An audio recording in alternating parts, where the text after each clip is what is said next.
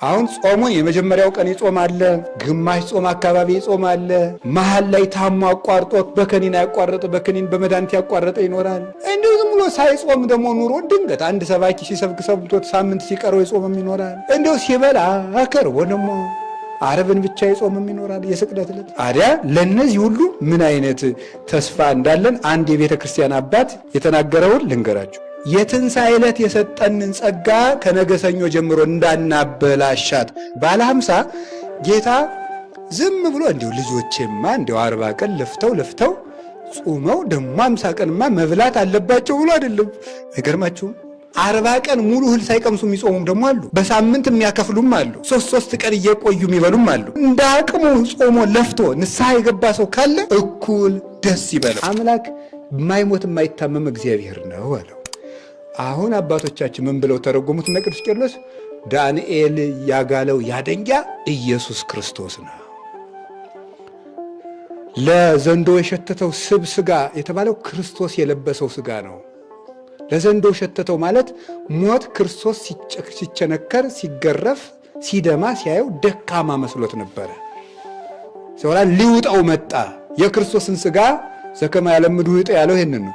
እንደ አብርሃም ስጋ መስሎት እንደ ሌሎች ስጋ መስሎት ዋጥ አረጋለሁ ሲል ከውስጥ እሳተ መለኮት አለ። ክርስቶስ ስጋን የለበሰ እሳት ነው። በመለኮትነቱ አለት የዚያን ዘንዶ ጥርሱን ወጸምጸሞ አጽና አስናኒሁ ይላል ራዕየ ዮሐንስ ላይ። ጥርሱን ውልቅልቅ አድርጎ ጣለበት። አሁን ሞት መውያ ወዴት አለ ብለን ከቅዱስ ጳውሎስ ጋር መናገር እንችላለን። እስቲ ሁላችሁ ሞት ወይ መውያ ወዴት አለ በሉ። የለም። አሁን ሞት ጥርሱ የወለቀ አንበሳ ነው ያለው ቅዱስ አትናቴዎስ። ስለዚህ ሞት ከክርስቶስ ትንሣኤ በኋላ ጥርሱ የወለቀ አንበሳ ነው። ስለዚህ ክርስቶስ ሞትን ድል አድርጎ ቀጥቅጦ አሸንፎልናል። እንግዲህ በእኛ ላይ ሞት ስልጣን የለውም። ድሮ መቃብር ይፈራ ነበር። አሁን በመቃብር አካባቢ ስትሄዱም አትፍሩ። አሁን በመቃብር ሲሄድ አንዳንዱ ሰው ይላከፈኛል ነው። ምንም ይላከፍ ነገር የለም። ሐላማንክ ይላከፋል። ምንድን መቃብር ምንም አይደለም። እንዴ አሁን አጥንት አሁን ቅዱስ ነው። ቅዱስ መቃርስ በገዳም ሳለ ሲጸልይ አድርና ትንሽ ደከም አለው። ትራስ ቢፈልግ አጣ። የሰው አጥንት አገኘ። እሱን ትራስ አድርጌ ነው አልተኛም ብሎ ታጥሮ ጣለ። አጋንንት አውቀው ሊያስፈራሩት ሌሊት እንሂድ ይላሉ። አውቀው አጥንቱ ውስጥ እኮ ነው። አስባችሁታል? አሁን ከትራሳችሁ ውስጥ የሆኑ ሰዎች በጣም ብዙ ሰዎች እንሂድ ቢሉ እንዴት አይነት ከባድ ነገር ነው መሰላችሁ? እንሂድ አይ እናቴ ጻድቃን እንዲያው አይ ልባቸውን መቼ ነው የምናገኘው? ምን አለ መሰላችሁ? ከሆነላችሁ ሂዱ። እንዲያው ግርም ጎል የሚያደርገው እኮ እኔ እንዲያው ተነስቼ እንዲያው አይግባኝ እሄዳለሁ እንጂ እንዴ ከቻላችሁ እስቲ ሂዱ ብሎ ዝም ብሎ ማለት ነው። ሞትን እንዲንቁት ያደረጋቸው ማን ነው? መድኃኔዓለም በትንሣኤው። ቅዱሳን መነኮሳት አባቶቻችን እነ እንጦንስ እነ መቃርስ ሞትን እንዲንቁት፣ ሰማዕታት እነ ቅዱስ ቂርቆስ ይህ የ3 ዓመት ልጅ ሞትን እንዲንቅ ያደረገው ማን ነው? ክርስቶስ ስለተነሳ ነው። ሞትን አባቶቻችን የናቁት ክርስቶስ ስለተነሳ ነው። አሁን እኛ በክርስቲያኖች ላይ ሞት ስልጣን የለውም። ይልቁንም እኛ በሞት ላይ ስልጣን አለን። አሁን መቃብር ስንሄድ መቃብር ምንድን ነው ሲባሉ አባቶቻችን ማህፀን ነው ይላሉ። በዚህ ዘመን መቃብር ማህፀን ነው። ልጅ ሲጸነስ ይለቀሳል? ንገሩኝ እንጂ። ኧረ ጉዳችን የገሬ ሚስት እኮ ጸነሰች ይባላል? አይባልም። እንኳን ደስ ያለን የሚባለው እንጂ ሰው ሲቀበር እኮ እየተጸነሰ ነው። አሁን ክርስቶስ ሲመጣ እንወለዳለን ከመቃብር። ለዚህ ነው እኮ ምጽአቱን ዳግም ልደት ብሎ የጠራት። ስለዚህ ቅዱስ አትናቴዎስን በቅዳሴው ወብነ ሰለስቱ ልደታት 3 ልደቶች አሉ። አንዲቱ ጥምቀት ናት። አንደኛው ንስሐ ነው። ሌላኛው ደግሞ ምንድን ነው ያለው? ቅዱስ ቁርባን ነው። ከዚያ ሌላኛው ምንድን ነው? መቃብር ነው። መቃብር መወለጃ ማህፀናችን ነው ለኛ። አሁን መቃብርን አንፈራም። ወደ መቃብር ስትሄዱ በቃ ምድር አርግዛ ዓመት አገብ ምድር ማህፀን ታድል ያለው ድረስስ ማህፀን ነው። አሁን ምድር ራሷ አደራዋን ትመልሳለች ነው። አሁን ስለዚህ መሬት ውስጥ ቆየት እንደማለት ነው ስንሞት ስንቀበር። እና ሞትን የምንፈራው በነገራችን ላይ አንደኛ ስላልተዘጋጀን ነው። እኔ አንዳንድ ቀን በግሌ መሞት ያምረኝና ሆሆ ደግሞ የማላውቀው ሀገር በድስ ስላለሁ የእውነቴን እኮ ነው እንደው ውሰደኝ ልለው ፈልግና ደግሞ መግቢያዬን ሳላውቅ ቀራርፌ ቁጭ ልበል። ሁለት ነገር እኔ በግሌ ሳልዋሽ ብናገር ሁለት ነገር ይገርመኛል። አንደኛው ቆይተን ከምንበላሽ በጊዜ ብንሄድ፣ ሁለተኛው ደግሞ ሄደን ደግሞ መግቢያችን መች እናውቀዋለን? ይሄ ሁልጊዜ ጥያቄ ነው። ብንሞት ሲኦል ይቆየናል፣ ስንቆይ ደግሞ እየተበላሸን ተቸገር እና በጣም ብቻ እግዚአብሔር ይማረን። እስቲ እግዚአብሔር ይማረን፣ እግዚአብሔር ይማረን። ግን ዋስትና አለን፣ አይዟችሁ።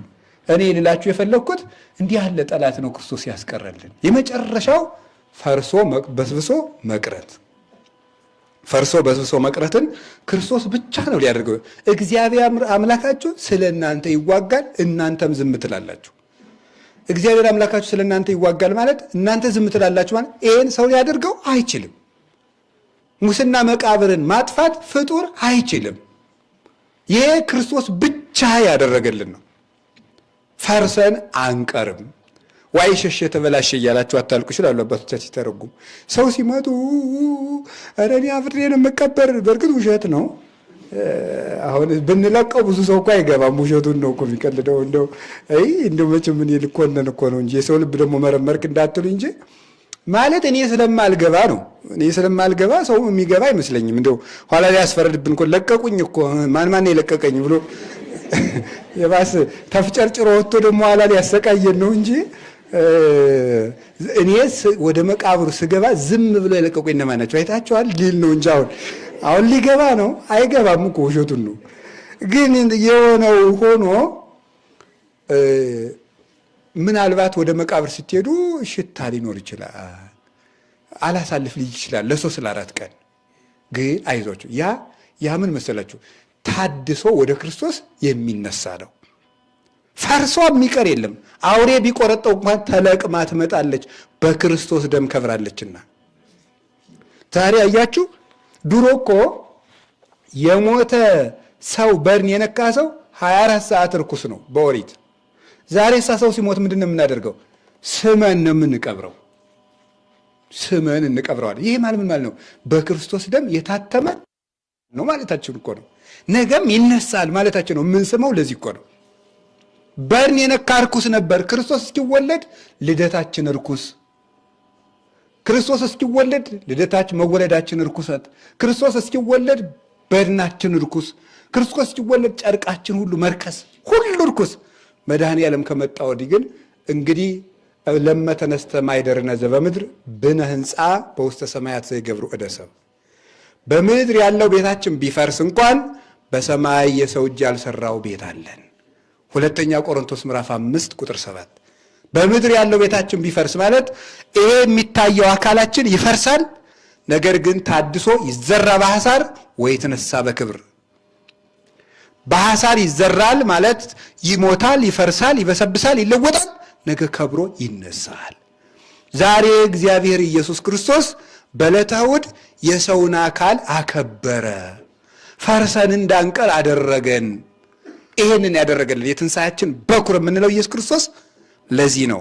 ስለዚህ እግዚአብሔር ያደረገልንን እንወቅ ማለት አሁን ከትናንት አወጣን፣ ለነገ ደግሞ እነዚህ 4 ነገሮች አስረው እንዳይዙን መንገድ ከፍቶልን ሄደ። በመንገዱ ለመሄድ ያብቃን። መልእክት 1። መልእክት 2 መልእክት 2 አሁን ለእኛ በጾሙ ጾመን ትንሣኤውን ዛሬ ለምናከብር ሰዎች አንድ መልእክት ነው። ይሄኛው አጠቃላይ መድኃኔዓለም በትንሣኤው የሰጠንን ነገር ነው ያስተላለፍኩት። ሁለተኛው ደግሞ ጾመን ያገኘነው ዋጋ ምንድን ነው እንደው በአብይ ጾም የሚለውን የአንድ አባት ነገር ላስተላልፍላችሁ። ማለት ጾመን አሁን ትልቅ ነገር አግኝተናል። እሱን እንደው ብዙ ጊዜ ስለማናስበው እንድናስበው ስለፈለግኩ ነው። ዛሬ በጾማችን ትልቅ ነገር ነው ያገኘው። ምን መሰላችሁ? ያ ትልቅ ነገር የክርስቶስ ዘመዶቹ ነናል። ዛሬ እኮ ነው የሆነው። በጾም በትንሣኤ ሆነናል። አዎ፣ ግን ጾመን ትንሣኤውን ስናከብር ሕማማቱን አክብረን ጾሙ ትንሣኤው ጋር ስንደርስ እያንዳንዱ ክርስቲያን እንግዲህ ተመልከቱ፣ ዓለም መቼም ሁልጊዜ ከክርስቶስ እቅፍ እንደጎተተችን ነው የምትኖረው። በተለያየ ምክንያት ከሱ እቅፍ ብንወጣም ጾሙ ክርስቶስ እኛን ወደሱ እቅፍ የሚሰበስብበት ጊዜ ነው። እሱ አሁን ተሰብስበናል ነው። ስለዚህ እኔ ባለ አምሳል እንዳናባክን አትፈልጋለሁ። ይችን መድኃኔዓለም የሰበሰበንን መሰብሰብ ማለት ነው። ደግሞ ደስ የሚለው እንዴት ያለ እንደሆነ ታውቃላችሁ? አሁን ጾሙን የመጀመሪያው ቀን ይጾም አለ፣ ግማሽ ጾም አካባቢ ይጾም አለ፣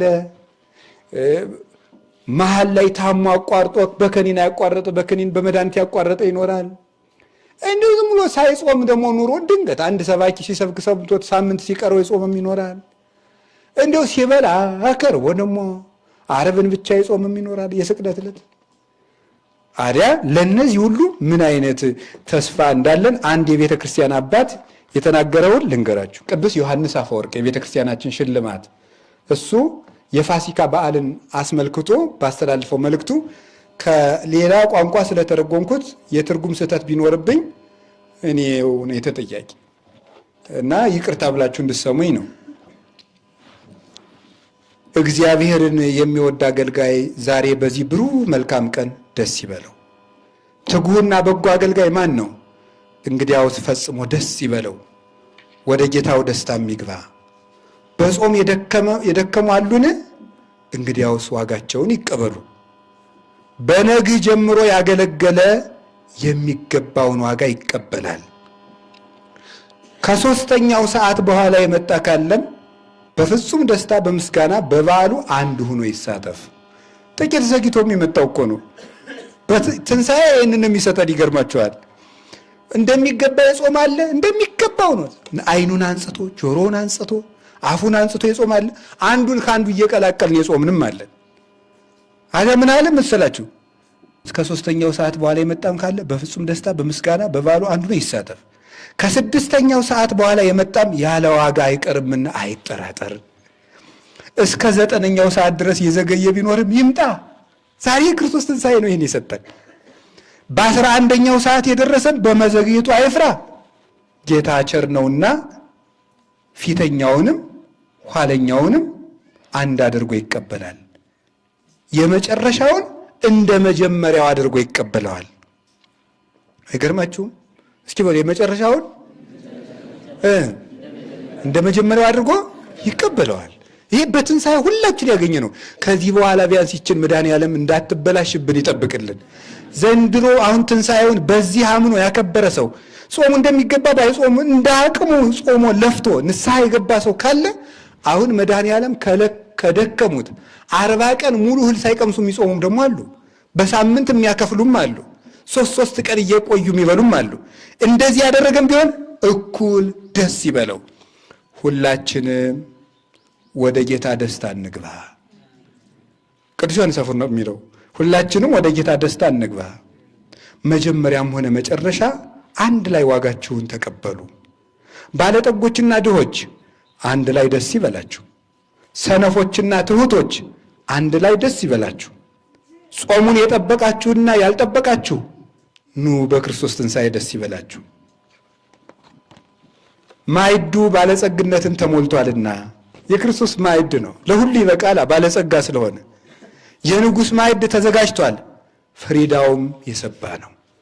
ኢየሱስ ክርስቶስ ጸጋን ሁሉ የሞላ ስለሆነ ነው። ማንም ሰው ተርቦ አይሂድ፣ ዛሬ የእምነትን ጽዋ ይጠጣ፣ በቸርነቱ ባለጠግነት ፈጽሞ ደስ ይበለው ይላል። ስለዚህ ለሁላችን የምግባር ድሃ ለሆነው ሁሉ ከትልልቆች ጋር እኩል አድርጎ በዓልና ክፍር ያደፍነውን ከንጹሖች ጋር፣ ጎደሎዎችን ከሞሉት ጋር፣ ሰነፎች ከልባሞች ጋር አንድ አድርጎ በትንሣኤው እኩል ልጆቼ ስላለን ክብር ምስጋና ይግባው። ስለዚህ በዚህ ጾም የትንሣኤ ዕለት ምን አግኝተናል ብትሉ ልጆቹ አድርጎናል። አሁን በትንሣኤ ባለጸጋው ኢየሱስ ክርስቶስ እንግዲህ እዚች በኋላ ይችን ባለ 50 ማበላሸት የለብንም። አሁን በጾሙ ሰጥቶናል። ከዚህ በኋላ ይችን በዓል እንዳትበላሽብን መጠንቀቅ ይገባናል። ዛሬ ያገኘ ነው ይሄ ነው። ምን አግኝቻለሁ ብትሉ አሁን እንደው የዘንድሮ ጾም ምንድነው ያደረግልኝ ብትሉኝ ምንም ስራ ሳይኖረኝ ክርስቶስ ልጁ አድርጎኛል። እስኪ በሉ ሁላችሁ በሉ። ክርስቶስ ምን አድርጎናል? ልጁ አድርጎናል። በንስሐ ጠርቶናል ማለት ነው። በደሙ አንጽቶ ቀድሶ በንስሐ ጠርቶ ክርስቶስ ልጆቹ አድርጎናል። ይሄ ማለት እንደዚህ ስላችሁ ለሚቀጥለው ዓመት እንግዲህ ታዲያ ሲጾም የከረመም እና እኔ በጨመረሻው አካባቢ ሰው የመጣም ደግሞ አንድ አይነት ዋጋ የሚቀበል ከሆነች ማጠሩ ስልት ናት ደግሞ እንዳትሉ። እግዚአብሔር አውቆ የሚያጠፋን ሰው ከባድ ስለሚያደርገው እያቃተው የሚወድቅና እያቀደ የሚወድቅ የተለያዩ ናቸው። ስለዚህ እግዚአብሔር ቤተሰቦች ዛሬ ድሃና ምስኪን ቢኖር አይዘን፣ ለዓለሙ ሁሉ የሚበቃ መንግስት ተገልጧልና። የወደቀ ቢኖር እንግዲህ አይዘን፣ ክርስቶስ ለይቅርታ ተነስቷልና። ማንም ሰው ሞትን አይፍራ፣ የጌታችን ሞት ነፃ አውጥቶታልና፣ በትዕግስቱ ሞትን በሞቱ አጥፍቶታልና ይላል ቅዱስ ዮሐንስ አፈወርቅ። ስለዚህ የወደቀ ቢኖር ምን አይበል ነው ያለ? አይፍራ። ክርስቶስ ለምን ተነስቷል የሚለው ለይቅርታ ተነስቷል። ነገስታት ለኃይል ነው የሚነሱት፣ ክርስቶስ ለይቅርታ ተነስቷል። ይቅር ሊለን ስለተነሳ ይሄን 50 ቀን በይቅርታው የትንሣኤ ዕለት የሰጠንን ጸጋ ከነገ ሰኞ ጀምሮ እንዳናበላሻት ሶስተኛው መልእክት ይችናል። እንዳናበላሻት አሁን በዚህች ሕማማት ሁላችንም እንዳቅማችን ከመድኃኔዓለም ጋር ታርቀናል። እንግዲህ ሰኞ ጀምሮ ደግሞ ይችን የምናበላሽበት ጊዜ ነው። ችግሩ እሱ ነው ማለት ነው። ባለ 50 ቅዱሳን ሐዋርያት ከጌታቸው ጋር የከረሙበት ነው። እኛ እንግዲህ 50ውን ቀን ማን ጋር ነው የምንከርመው? ከዘፈን ጋር ከሆድ ጋር መሆን የለበት። 40ውንም ከክርስቶስ ጋር 50ውንም ከክርስቶስ ጋር። እስቲ አንድ ጊዜ ጾሙንም ከክርስቶስ ጋር በሉ፣ ፋሲካውንም ከክርስቶስ ጋር በሉ። አንዴ እንድገም። ጾሙንም ከክርስቶስ ጋር፣ ፋሲካውንም ከክርስቶስ ጋር። ሶስት እናድርገው። ጾሙንም ከክርስቶስ ጋር፣ ፋሲካውንም ከክርስቶስ ጋር። አዎ ይሄም ባለ 50 ይውላችሁ። ባለ 50 ጌታ ዝም ብሎ እንዲሁ ልጆቼማ እንዲሁ 40 ቀን ለፍተው ጾመው ደግሞ 50 ቀንማ መብላት አለባቸው ብሎ አይደለም ጧት እንድንበላ ያደረገን። እንደሱ አይደለም። በጾም ጊዜ የሆነ ሰዓት ትበላለህ፣ የሆነ ሰዓት አትበላም አይደለም። በዚህ በባለ 50 ግን የሆነ ሰዓት አትበላም፣ የሆነ ሰዓት ትበላለህ የሚባል የለም። ሁሉ ይሄ ማለት ምን ማለት ነው? በመንግስተ ሰማያት የማይፈራረቅ ደስታ ሰጣቸዋለሁ ማለት ነው። ባለ 50 የመንግስተ ሰማያት ምሳሌ ነው። ስለዚህ ሰኞ ጀምረን ወደ መንግስተ ሰማያት እንግባ እንጂ አግባ መልስ ብለን ወደ ሆድ ውጊያ መግባት የለብንም። ጎበዝ እንዴ! እውነቴን ነው። ምግብ ሊበቅልብን አይገባም። መጥነን መመገብ አለብን። ከዚህ በኋላ 50ውን ቀን ከማን ጋር ነው ያልኳችሁ? አቤት ከክርስቶስ ጋር ነው እንዴ። አባ መቃርስን መነኮሳት ተሰብስበው ሄደው አባ አቤት የበዓል እንደው ሶስት ወይን እንጠጣ አሉት። የበዓል ሰይጣን ከሌለ ጠጡ አለች። አሁን የሚመስለን እንግዲህ ከሰኞ በኋላ ሰይጣን የለም ነው የሚመስለን። እንደው ጅል ናችሁ አለ እኮ አይኑን አፍጥጦ ተመስገን። እንግዲህ እሑድ ጀምሮ ይረሳት የለ ዓርብ ቢቀጠቀጥ ምናምን ቢሰግድ ምናምን ተው ዝም ብለህ ኪራይ ላይ ሶምቢል ቢሰግድ ሰኞ ይረሳት የለ ምን አገባኝ ብሎ አይኑን አፍጥጦ አሁን እየደበጠ ነው እንዲህ አሉ ያመናት። ስለዚህ ከነገ ሌሊት ጀምሮ ጸሎት እንዳናቋርጥ አሁን ከዛሬ እሑድ ማታ ጀምሮ የክርስቲያኖች ችግር የለብንም። አንዱ ችግር ምንድን መሰላችሁ? የሆነ ጊዜ ሰይጣንን አሽረን ጥለ ነው መስሎን እዛ እሑድ ማታሳ አሁን 40 ተከፍሏል። ቅዳሜ ቤተክርስቲያን ታድሯል። እሑድ ማታሳ እንግዲህ ረፍ እንበል። የለም ማያርፍ ጠላት አለ። ረፍት ክርስቶስ ውስጥ መግባት ነው። ስለዚህ ከዚህ በኋላ ባለ 50ን ከኪዳን ጋር፣ ባለ 50ን ከቅዱሳት መጻሕፍት ጋር፣ ባለ 50ን ከቅዳሴ ጋር፣ ባለ 50ን ከቅዱስ ቁርባን ጋር፣ ባለ 50ን ራስን ከማንጻት ጋር፣ ባለ 50ን ከይቅርታ ጋር፣ ከፍቅር ጋር፣ ከአንድነት ጋር እንድንከርም ይችላል። ሶስቷ መልእክት አልቃለች። ስለዚህ በቅዱስ ዮሐንስ አፈወርቅ ቃል ልደምድመው። እንደው ቅዱስ ዮሐንስ አፈወርቅ እኔ እንደው ቆራርጬም ዝም እንደው ብዙም ቋንቋውን ሳላውቅ የተረጎምኩት የተወደደ መልእክቱ ነውና፣ በነገራችሁ ላይ በጥንት ቤተክርስቲያን የትንሣኤ መልእክት የአባቶቻችን መልእክት በጣም ትልቅ ክብር ነው። አባቶቻችን ተሰደው፣ መምህራን ተሰደው፣ ፓትርያርኩ ተሰዶ፣ ጳጳሱ ተሰዶ ግዞት ቤት ሆኖ የሚልክላቸውን ደብዳቤ ምዕመናን ተሰብስበው ያችን ልከው ሳይቆርቡ ሁሉ መናፍቅ ጳጳስ ተሾሞባቸው በመናፍቁ አንቆርብም ብለው ለብቻቸው በአንድ ቦታ ተሰብስበው የስደተኛውን ጳጳስ መልእክት አስነብበው እንደው ቆረቡ ቆጥረው መምህራችን መልስልን ብለው ይሄዱ ነበረ። እኛ እግዚአብሔር ይመስገን ፓትርያርካችን ከመንበራቸው አሉ፣ ሊቀ ጳጳሳችን አሉ፣ መምህራን አልጠፉም። እዚህ ውስጥ ነው ያለ ነው። ስለዚህ እንደው ቅዱስ ዮሐንስ አፈወርቅ ተሰደው ሁሉ ነበር የሚጽፉት እና እንደው የሊቁ የቅዱስ ዮሐንስ አፈወርቅ እኔ ቃሉን በቆራረጥኩት መድኃኔዓለም እሱም ራሱ ሊቁ ይቅር ይበለኝና ብቻ ግን ባለች መልእክት የራሱ የቅዱስ ዮሐንስ አፈወርቅ በረከት ለሁላችን እንዲደርሰን የአምላክ ፈቃዱ ይሁን። እንዲህ ነው የሚለው፣ ክርስቶስ ተነስቷል፣ ሞት ጠፍቷል፣ ክርስቶስ ተነስቷል፣ ክፎች ተጣሉ፣ ክርስቶስ ተነስቷል፣ መላእክት ደስ ይላቸዋል፣ ክርስቶስ ተነስቷል፣ ሕይወት ነፃ ወጥታለች፣ ክርስቶስ ተነስቷል፣ መቃብሩም ከሙታን ባዶ ነው፣ ክርስቶስ ተነስቷል፣ ላንቀላፉት በኩር ሆኖ ተነስቷል፣ ለእርሱ ክብርና ጌትነት ይገባል ለዘላለሙ አሜን። ክርስቶስ ተንሥአ እሙታን አሰሮ ለሰይጣን ሰላም ኮነ ወስብሐት ለእግዚአብሔር።